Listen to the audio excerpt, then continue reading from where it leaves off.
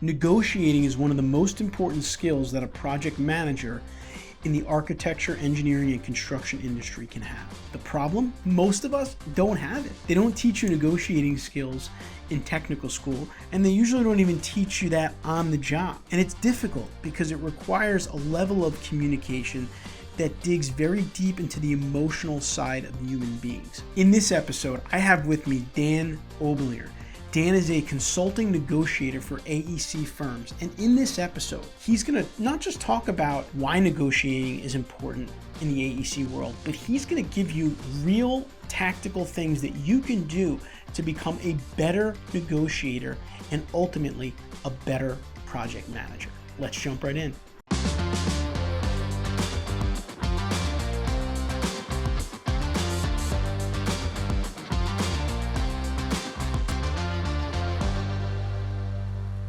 All right, now I'd like to welcome our guest onto the Engineering Project Management Podcast today. Today, my guest is Dan Oblinger. Dan is a consulting negotiator for AEC firms. Dan, welcome to the podcast. Anthony, it's my pleasure. Thanks for having me on.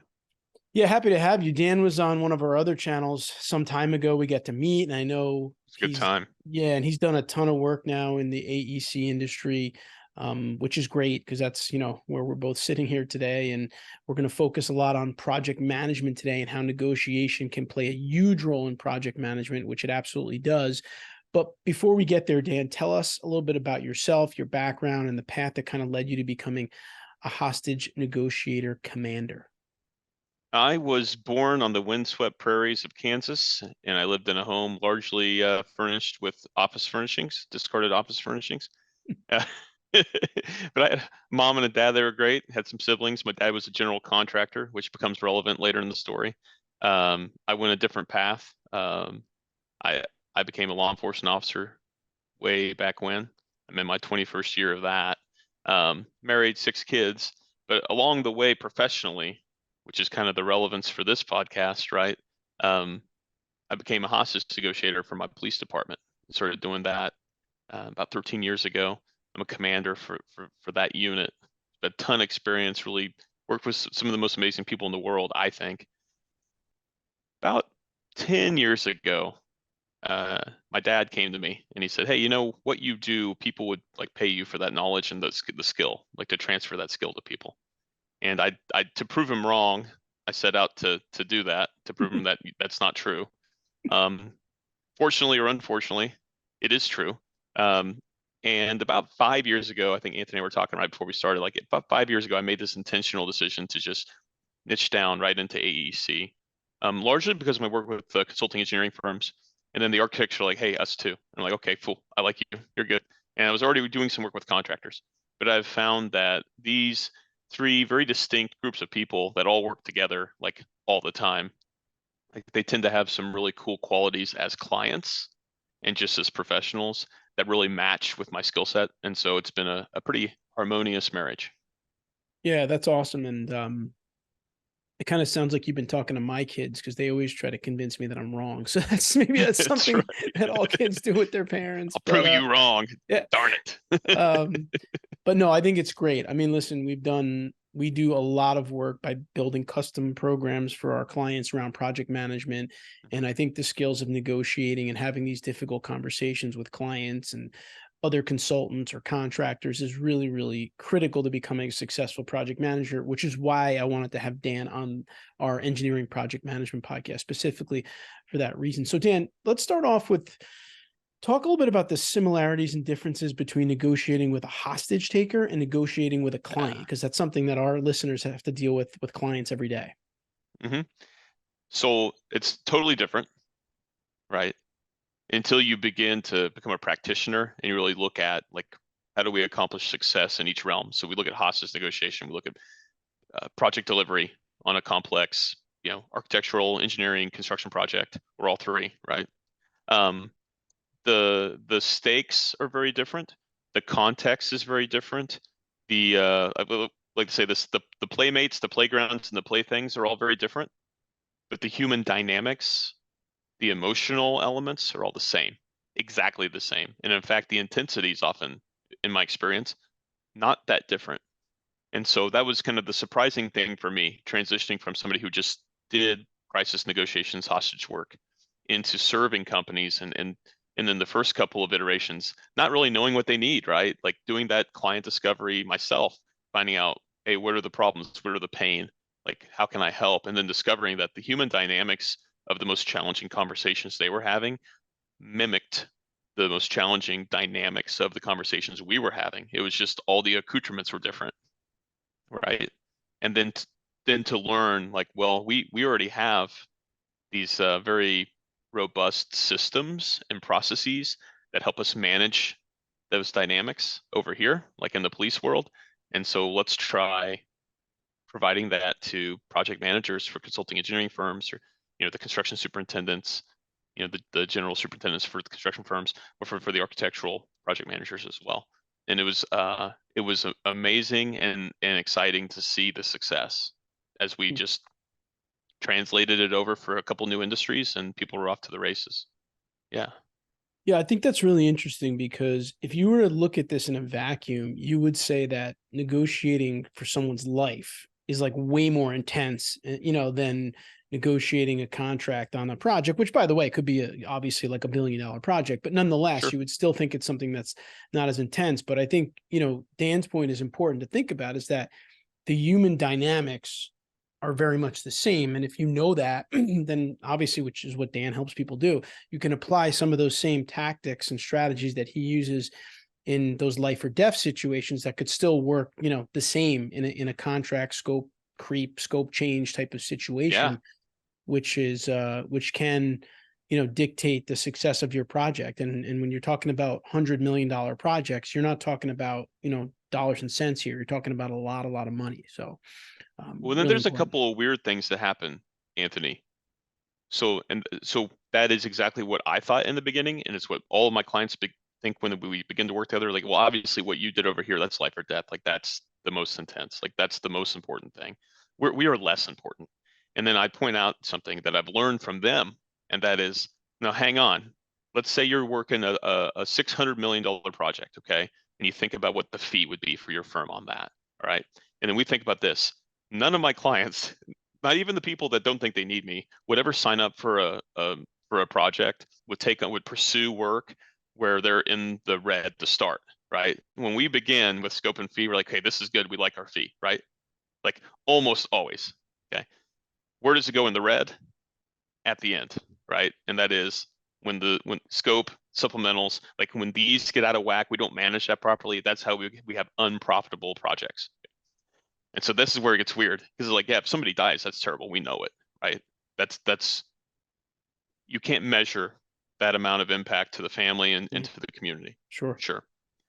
But if we have enough projects go unprofitable, and a consulting engineering firm, let's say, goes out of business that was supporting 400 families, what's the impact there? So in terms of intensity and impact, sure, within a few hours, there could be a terrible tragedy if we don't do a good job communicating and negotiating as a hostage negotiation team.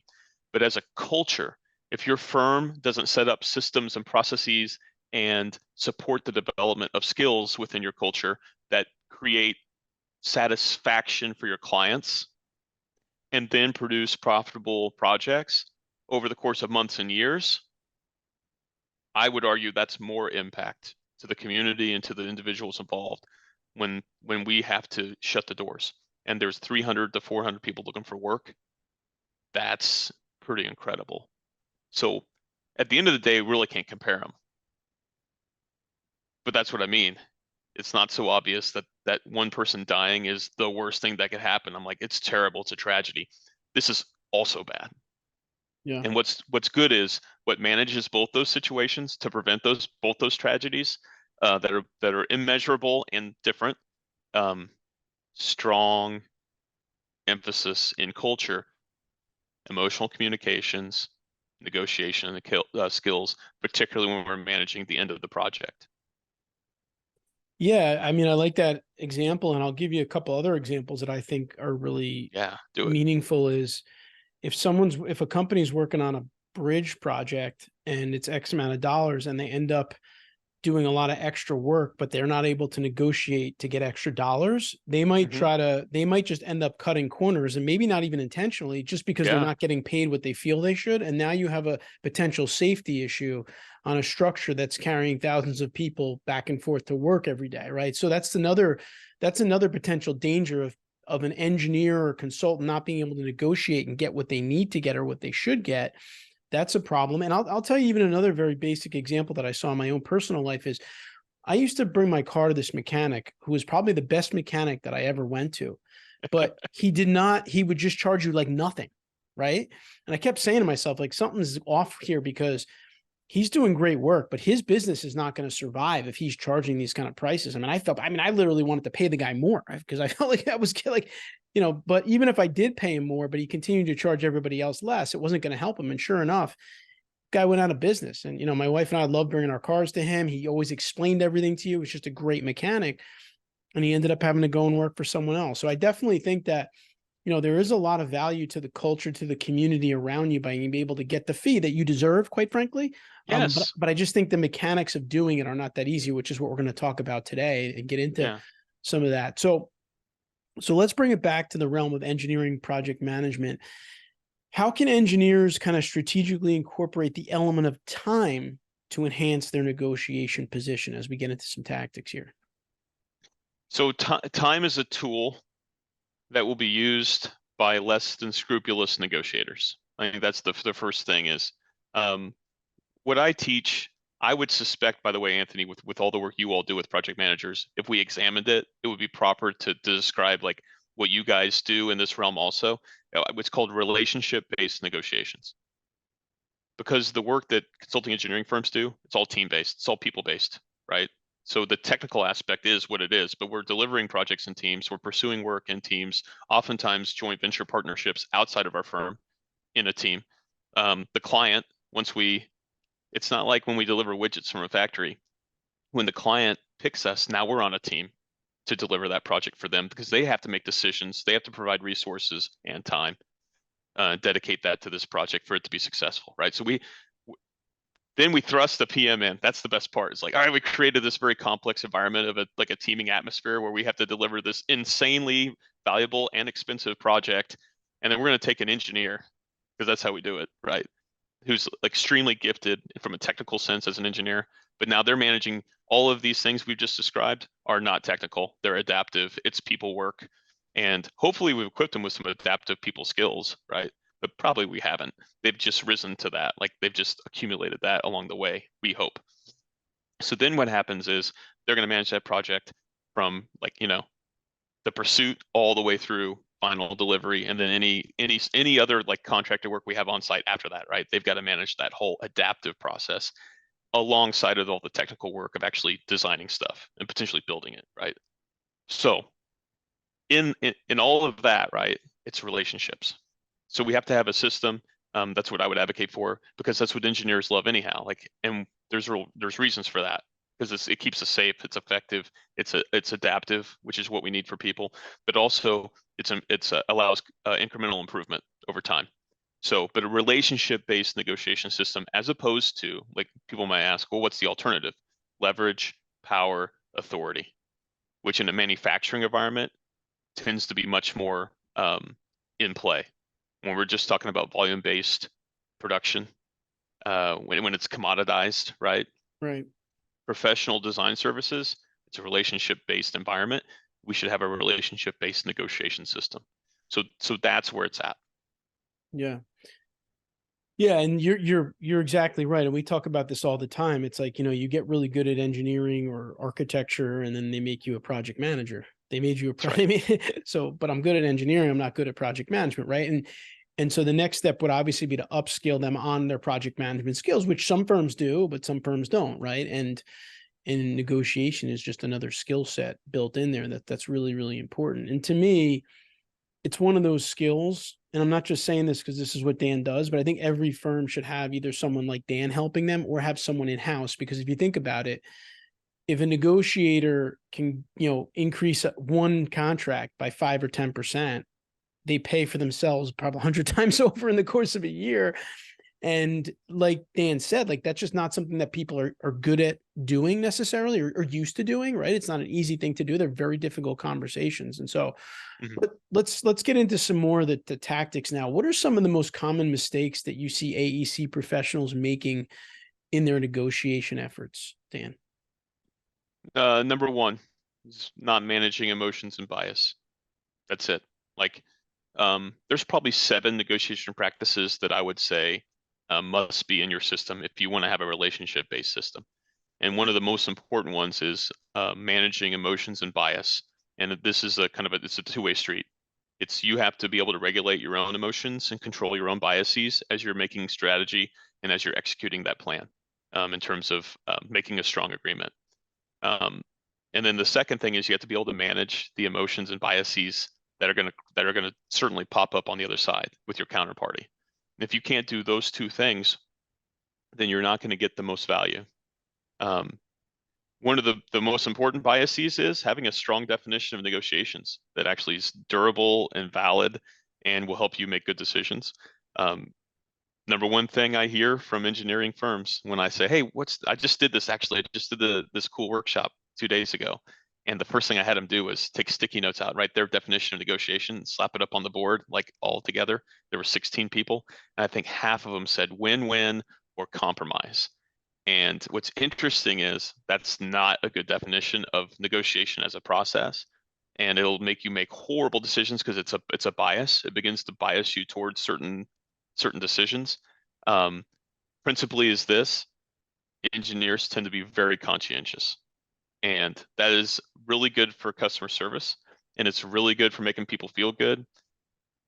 But it puts us at the mercy of maybe an unscrupulous negotiator, like a client who wants to take advantage of us. Like we're already at a disadvantage if we're conscientious. So, so one thing that we work on is this bias that's called the false attribution bias. We tend to think that other people are like us, and they're gonna, we tend to interpret their intentions as if it was us doing the behavior. So, for instance, if I was like hesitant to tell you, Anthony, something, you might, if you're conscientious, say, "Oh, he didn't feel comfortable yet." Whereas the truth might be is they're lying to us, right? Maybe they're actually nefarious. But if we're nefarious, we think everybody's nefarious. If we're conscientious, we assume everybody else is conscientious. So then you put a conscientious project manager in a contentious conversation with a client, and they're going to misread the room and miss out on risk. They're going to miss the risk signals. So to combat that, we need a system and we need a team concept. So when you say like tactics, like the most important thing is, I think, having a clear mission and purpose for why we're doing this with the client, and right after that is beginning to manage the emotions and bias that that are natural. They are perfectly natural. If you're not experiencing them, there's something wrong. You should see a doctor, right? Like you said, these are intense conversations. These are contentious. They're super valuable on the other end of them. Like that's why we do them. But the number one thing I see sometimes from project managers is they avoid those. I'm like, nope, you got to have them. It's Yeah. part of the process. And that's honestly where all the value lies, both for you and also often in terms of for the client. And that's where it starts to look like a win-win. I'm like, at the end, it should be a win-win. At the end of the process, they should get strong value. We should get strong value. That's a strong agreement. It's gonna hold up. But in the process cannot be, strictly speaking, it can't be a compromise. And it certainly shouldn't be like full disclosure right away. That's how a lot of engineers do it. I'm like, no, there's this romance process where we should slowly warm up and test whether they're trustworthy, and we let them do that to us too, so that they can make great decisions. But in a relationship-based system, you have to allow that to develop naturally. You can accelerate it by cooperating with like the nature of the thing. But what we don't want to do is just, "Hey, here's everything you need to know. Like here's our fee, here's everything," right? We put Yeah. ourselves at a disadvantage. Yeah, no, that's really interesting. And, kind of what I take away from that is you can't make assumptions about the other party. For one, assumption is assuming that they're the same as you, which sounds like a lot of AEC professionals might do.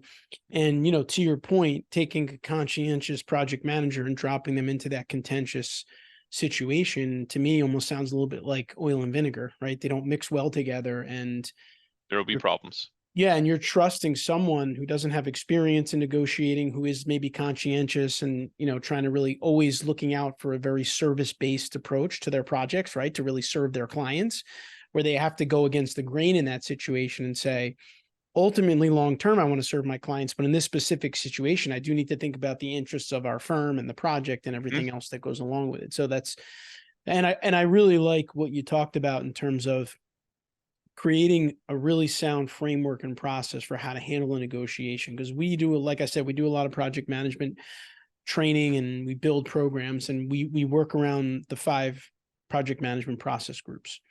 And having process groups to follow for any project is very helpful, right? You want to initiate the project, plan it, execute it, monitor and control it, and then close it out. And if you have a framework and you create the tools for project managers, they can follow it like time after time and you're putting them in a position to be relatively successful regardless.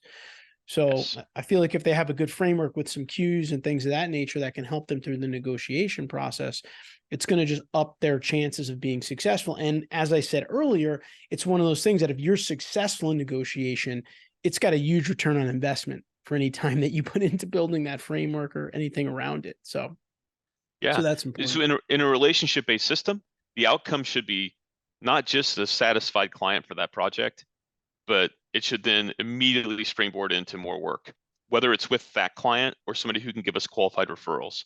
Because ideally, no matter how we pursue work, I mean, the ideal situation is inbound work where a client calls and says, "Hey, scope this out for us. We want to use you." Like at the end of the day, that is the healthiest business development culture because we make it easy for engineers to do business development. People love our technical work.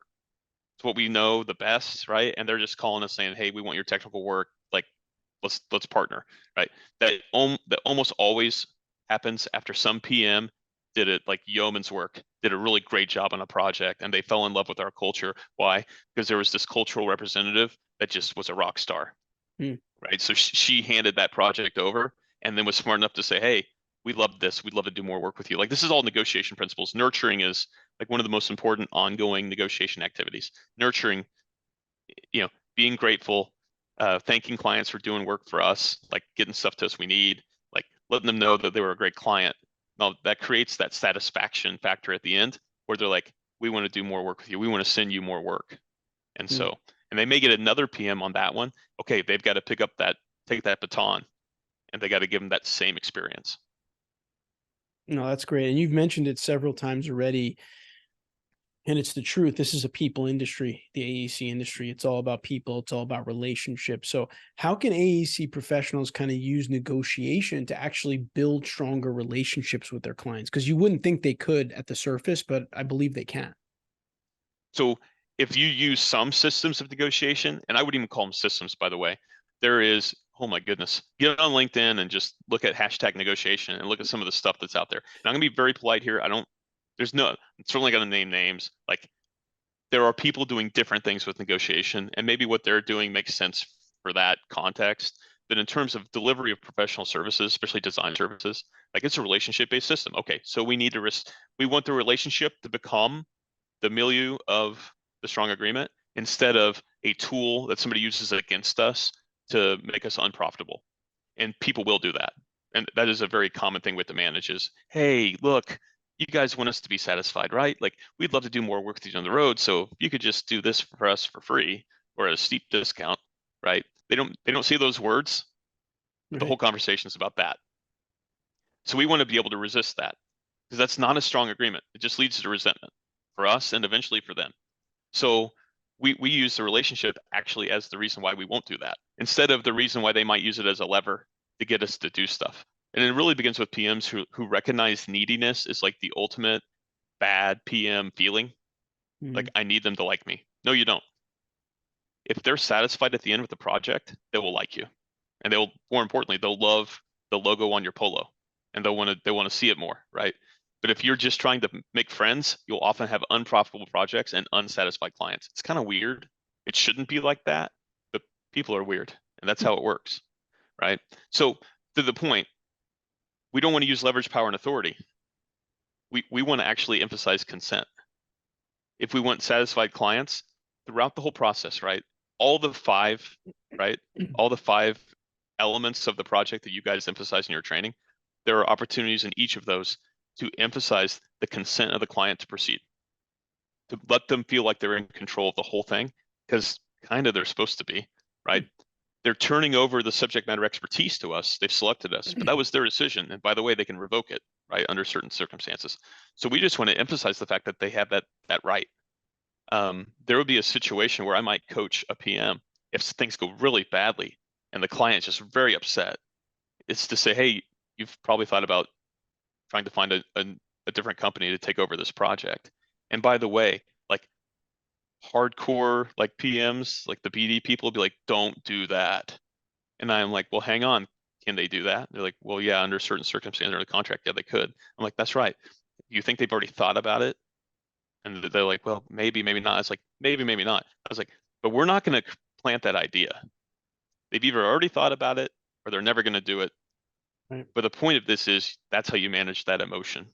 It's there, and you'll see them say, man, we thought about it, but, and then they tell you why they're not going to do it. Or they'll say, no, that's not even a consideration for us. And then you nurture. Thank you. But that's the elephant in the room. We do it more for us than for them, because now as a Right. PM, you should have no neediness about them firing you. You can focus on your real work, which is, where did we go wrong? From your perspective, what should we do to win back your trust, right? How can we move forward? You can't do that until you've resolved this emotional neediness issue.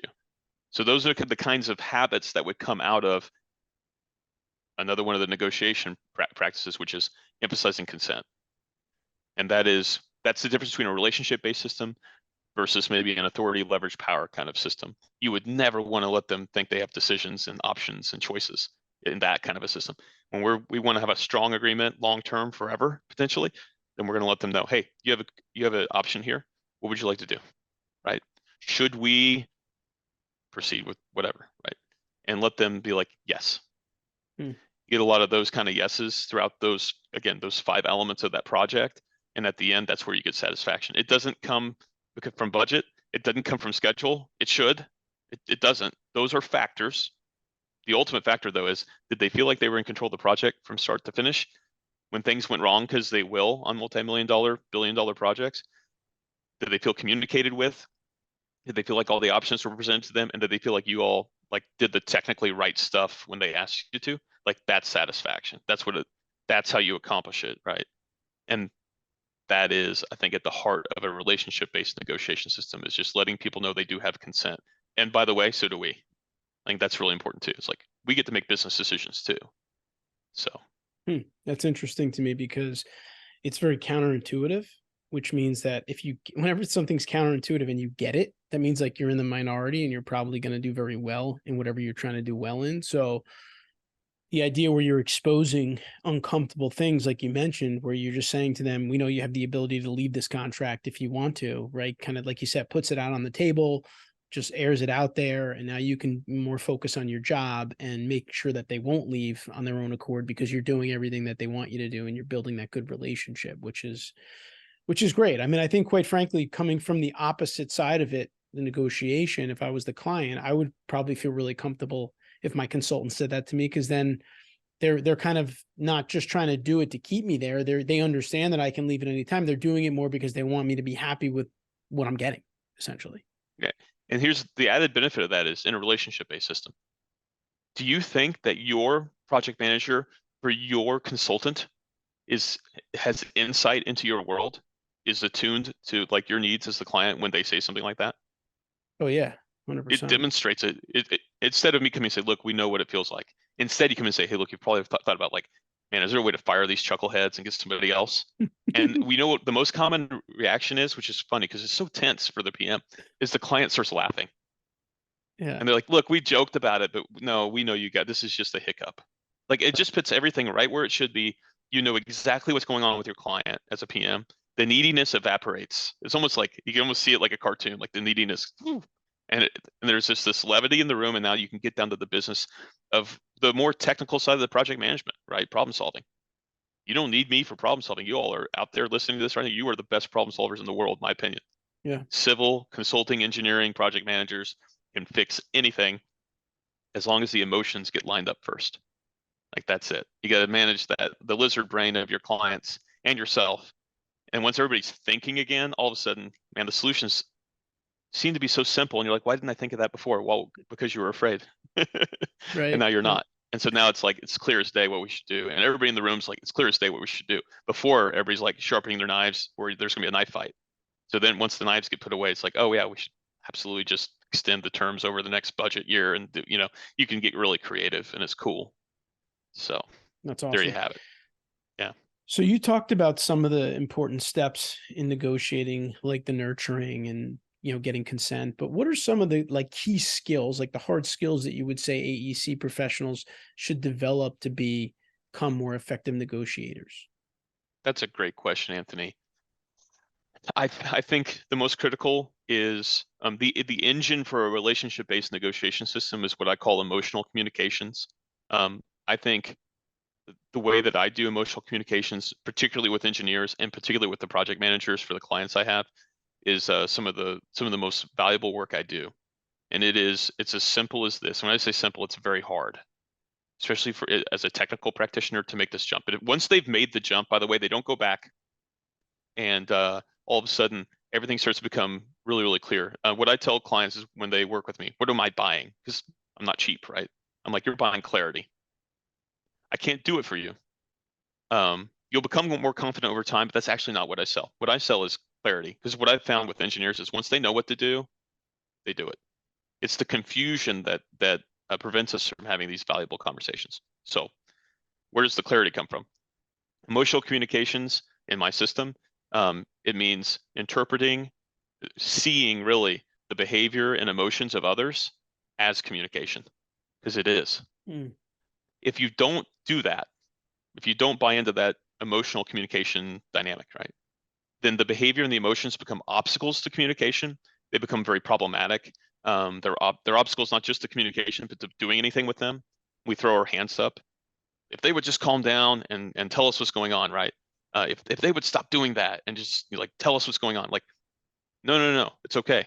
The behavior and those emotions, that's some of the most rich, faithful, and insightful communication they're going to offer you in this problem with the project, right? In this client dissatisfaction moment, when they lose their stuff and like throw their papers, like instead of seeing that as an obstacle, you'd be like, okay, they are super frustrated with us. And then you just say that, hey, it looks like you're really frustrated with us.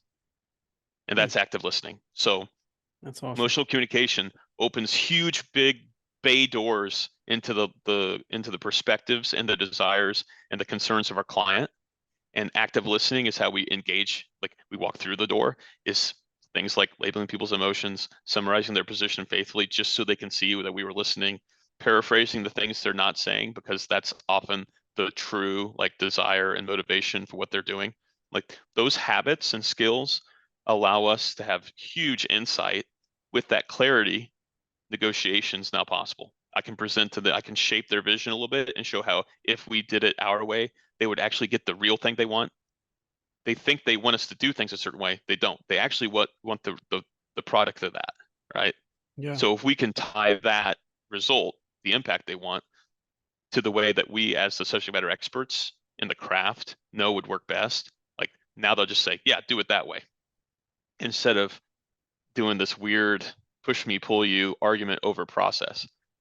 Like they don't want you to do things a certain way. They do want things to turn out a certain way. Negotiation lets us do that. The engine for it is active listening. The opportunity for that is simply being able to see people's behavior as communication. They're trying to tell me something with their actions. Um, it's super simple. It's hard because most of us don't do that most of the time. Mm. But once you break over and cross over, I see with my clients, it's like they're like, oh my gosh, this like there's a whole world out there, Barnaby, right? There's all this communication all around us all the time. I'm like, yeah, and you before it was an obstacle, now it's an opportunity. That's awesome. And again, counterintuitive, right? Because most technical Very. professionals think of communication as very, hard skill, like, talking and listening, right? As opposed to deeper than that, like the emotional side of it. So I think that that's something that is very helpful in terms of if you're a PM, you want to think more about what people are feeling when they talk to you, not just about what they're saying to you, which is a whole nother level of communication. Yeah, Um, we spend a lot of energy trying to get around behavior, trying to like get past it to try to communicate. This is very elegant. where you just recognize, like, why would I get around it when it's the actual communication? Like, they're telling me exactly how they feel about the project and us. They're telling me exactly what's wrong with their behavior and their emotions, right? So, yeah. That's awesome. So we've talked a lot about the individual and how they can improve, but let's look at some strategies. What are some strategies that managers at AEC firms can employ to kind of instill a culture of effective negotiation within the entire organization or their projects? So this is where things get uncomfortable. Uh, so negotiation is just one form of communication. It is a nonviolent form of communication where two or more parties can come to a strong agreement and where everybody's got the power of consent. It is a very particular and very robust, specific, like, subset of communication, right? It's one way we communicate. So you go back up the chain then. So now we're like, okay, communication. So here's the problem. This is where things get weird and uncomfortable. It's like, how many, and this is great because you're in the space, how many consulting engineering firms, if you walked into their office, like into their waiting room, like the most impressive part of the office, right? This is where we wow the potential clients, right? And they've got their core values or their mission statement or their corporate vision on the wall, and it talks about communication, right? I mean, it should. Right. Like, almost everyone. Okay. Then let's say the secretary fell asleep. Like, she's usually great. He's usually awesome, but maybe he went to go get coffee for some client, right? Okay. And I'm able to get back there. And now it's like I broke away as a running back. I'm in the open field, right? And I'm going from cubicle to cubicle. I'm like, hey, and let's say it's ABC Engineering, because we all love acronym engineering firms, okay? That's ABC Engineering. I'm like, hey, ABC Engineering, you guys value communication, and the PM, the random PM that I've stalked and hunted, right, and found is gonna be like, yes. And you want to be a good communicator, right? Yeah. What is the ABC way of communication? If it's that valuable, how have you been trained, both culturally but also like practically, to communicate, let's say, with clients? And when you do that, you're inside the culture. Like, this is what we're supposed to be doing. You know what they'll do? We're supposed to communicate good. Like, we haven't we haven't set the expectations for the valuable people in our culture of what it means to communicate in the way of name your company, right? I work with a company, and that was the first thing they said. It's like, we want to have the ABC way of communicating. We want to communicate to everybody on day one, like onboarding, and we want them to have opportunities to grow in that throughout. Like, that's going to be our culture, and it has paid dividends for them. And I Awesome. would just recommend that to everybody. It's like, hey, if you haven't clearly defined, it can be so simple. Yeah. Like, this client, they're like, look, we're going to listen first. We're going to interpret behavior and emotions as communication, right? We're going to have strong agreements with people where they can, with their consent, right? Basically describing kind of what I teach. They kind of bought into it, right? But what's cool is now everybody in the culture knows. And by the way, people can either sign up for it or not, but they know what it is, right? It's been cool, but not a lot of companies. We all want good communication. There's a little bit of work involved to define that and then provide the resources to our people where they can begin to execute on that. Right. Because we want it to be a feature of the culture that people are like, oh yeah, you want to do business with ABC. Why? Because they communicate well. Why? Because I feel listened to, right? Like, people can just articulate it because they've experienced it. So that's just an example. Like, you want to talk about like skills that really set people apart. It's taking the strategy of that, right, is what allows the skills to flourish. If we never defined what it is that we all do that makes it the way we communicate, then everybody's left to their own skills. So you'll have some people do it well, some people won't. But when you set the recipe, like, then people can bake the cake. Yeah. Yeah. No, I love that. And we try to do the same thing with our PM clients, where we try to tell them what is ABC's way of project management, right? Like, what's your Yeah. way of project? So you That's can it. explain it to a That's client it. in a couple of words. And so I love that, just overall in terms of growing a business. I'm a huge football fan. I'm a Giants fan, and they brought a new regime in a couple of years ago, new coach, new general manager. And the first thing they did was that they kind of set the culture, and they used 3 words. They said, we want our players to be smart, tough, and dependable, period. They put it on the wall. And they said, when we That's draft it. a new player, The we're looking for recipe. players that are smart, tough, and dependable. When we do our drills, when we do our flaw, we're looking for smart, tough, and dependable. So if someone goes up to anyone on the team and says, what's the deal here? Tell us about this team. Hey, we're smart, tough, and dependable. That's what we do. We focus on that every day, right? So I think things you can do within your organization, whether it's around negotiating, whether it's around project management, whether it's around, leadership, whatever the case may be, like, don't overthink it, because I don't like it when you say, hey, we got this great mission statement, but none of your employees can remember it or recite it. Like, I That's don't right. understand how that helps them. Think how many thousands of dollars we paid some consultant to help us Right. come up with this strategy. Right. And at the end of it, all the people in the room, which is probably your like principals and up, right? We're like, yes, right? And that was the end. Yeah. That's it. No, that's it. I mean, we do the same thing at EMI. Our values are simple: give, guide, grow. We give our all, we guide each other, we grow together. So we say it at the beginning of every meeting. If we want to bring someone onto the team new, they've got to be willing to give, guide, and grow. If they're not a good fit for EMI, right? So I think things like that are super, super valuable. So, all right, Dan, so let's kind of wrap this up, kind of put a bow on it here. For those that are kind of just looking to improve their negotiation skills, what's the last piece of key advice, or, a practice that they can do, just something that you recommend that they can kind of really walk away from here and start practicing to get better? Couple things. Decide what your definition of negotiation is going to be. I'm proposing to you, it should be relationship-based negotiation. I gave you the definition, which is it's nonviolent communication between people that lets them come to strong agreements where we don't have to compromise our integrity, right? And it's based upon consent. Everybody's got the power to say no. That's how you get your strong agreements, is they said yes when they could have said no, right? They want it. Secondly, break it down then. So if that's the case, decide for your cultures, like, okay, what are the most important skills that allow us to do that? Especially PMs, but I would argue also people that lead teams, like they need to be good at this. It's certainly valuable for PMs that are externally facing, but think about the value of internally strong agreements, where we make agreements about strategy and culture and opportunities and obstacles. Like that's really where the value's at. But then provide support, both in terms of training, but then cultural support. Like identify the people that are really, really good at it. Those are your internal champions. Like give them a common language to use. Give them that recipe, like you guys do, like the 3 things, right? Like the giants do. And then let them lead people with that. Like outside of the technical chains of command, say, hey, if you really want to work on negotiations, like here are people that are really good at negotiations, call them. All right, they'll help you. But then extend that as far as you can in your culture to expose people to, this is how we negotiate agreements internally, externally. This is how we communicate with people internally and externally, right? People are so valuable. You can't put a price tag on them. And that includes both the talent in our company that can leave. They have the power of consent, whether you want to admit it or not, right?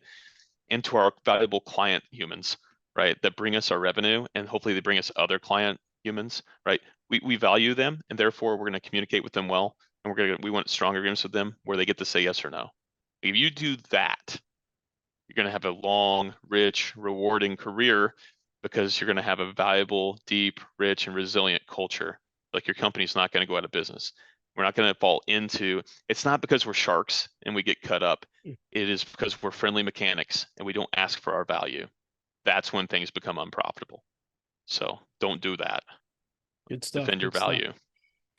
All right. So Dan Oblinger, consulting negotiator for AEC firms. Dan, just to wrap up, where can our listeners find you? You can find me at like 11 different ACEC emerging leader programs around the country. And I know you guys do that too. So you can look for EMI in that environment as well, which is awesome. If you want to reach out to me directly, my website is www.masterlistener.com. If you want to know more about what Anthony and I have talked about, reach out. It's free. It can't hurt. LinkedIn is free. It can't hurt. If you want to connect me on LinkedIn, Dan Oblinger, I'd recommend, if you haven't hooked up with Anthony Fasano yet, you should probably do that too. And then I have a couple books out. I think they're fabulous. I'm also biased, so buyer beware. One's about life or death listening, about emotional communications that we talked about. One's called 28 Laws of Listening, that allows you to build a habit of listening well. And then the most recent one I co-authored with Alan Zhang, a friend of mine. It's called Negotiation Mythbusters. The first myth we bust is why negotiation as a process is not win-win. I think you should read that. It'd be very valuable. So there you have it. Awesome stuff. Multiple ways. Well, Dan, thank you so much for spending some time with us here on the Engineering Project Management Podcast. We really do appreciate it. Thanks, Anthony. I hope you enjoyed my conversation with Dan. He is an exciting guy, and he is really helping AEC professionals become better project managers by becoming better negotiators. If you enjoyed this video, please subscribe to our channel here. We do put up videos like this on a weekly basis to help engineers become better managers and leaders. I'll see you next week.